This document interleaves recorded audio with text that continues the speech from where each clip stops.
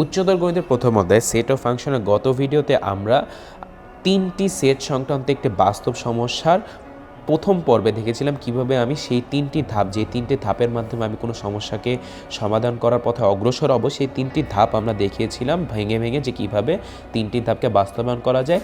এই ভিডিওতে দেখব আমরা সেই সমস্যারই কিভাবে যেই কোয়ান্টিটি বা যেই সংখ্যাটা আমাকে নির্ণয় করতে বলেছি কীভাবে আমরা নির্ণয় করতে পারি।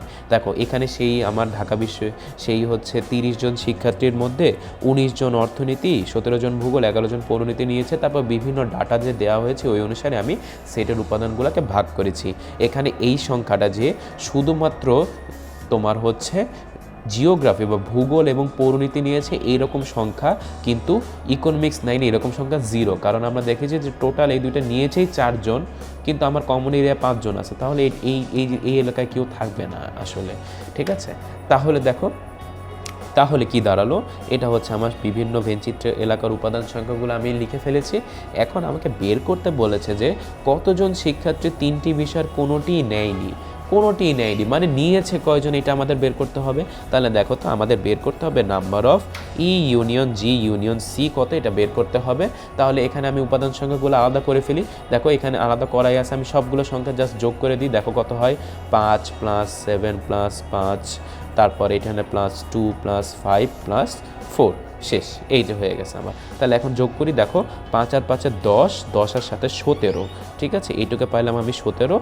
আর এখানে কত হয়, এখানে হয় আমার তোমার হচ্ছে 9 আর হচ্ছে 9 আর 2 হচ্ছে 11। তাহলে 17 আর 11 কত হয়, এখানে হয় 8, 28 জন। শেষ।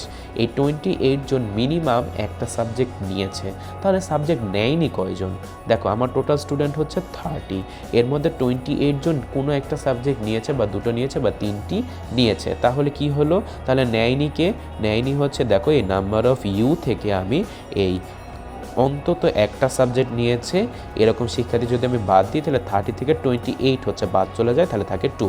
মানে এই 2 জন শিক্ষার্থী এই 3টি বিষয়ের কোনো বিষয়ে নেয়নি। এইটা হচ্ছে আমার উত্তর। তাহলে কি করলাম, আমরা গত ভিডিওতে দেখেছি কিভাবে ভেনচিত্র বিভিন্ন এলাকায় আমার উপাদান সংখ্যাগুলো আমি নির্দিষ্ট করতে পারি। তারপর করলাম কি, নির্দিষ্ট করে জাস্ট আমাকে যেই সংখ্যাটা এখন বের করতে বলেছে আমি চিত্র থেকে দেখে দেখে সেই সংখ্যাটা নির্ণয় করলাম। এখানে বলেছে কতজন শিক্ষার্থী কোনোটিই নেয়নি, তাহলে নিয়েছে কতজন, বিভিন্ন বিষয় নিয়েছে, যে টোটাল এই 3টা বৃত্তের মধ্যে কত সংখ্যা আছে। এই যে আমি 5 সবগুলো আলাদা আলাদা এলাকা যোগ করে দেখলাম কত আছে, এগুলো যেহেতু নিশ্ছেদ এলাকা, মানে একটা একটা করে ছেদ করে নাই, তাই আমি আলাদা আলাদা করে যোগ করে দিলাম। দেখলাম যে টোটাল আমার 28 জন হয়। তাহলে নেয়নি হচ্ছে 30 থেকে 28 বাদ দিয়ে দিলাম, 2 জন হচ্ছে আমার কোনো সাবজেক্টই নেয়নি।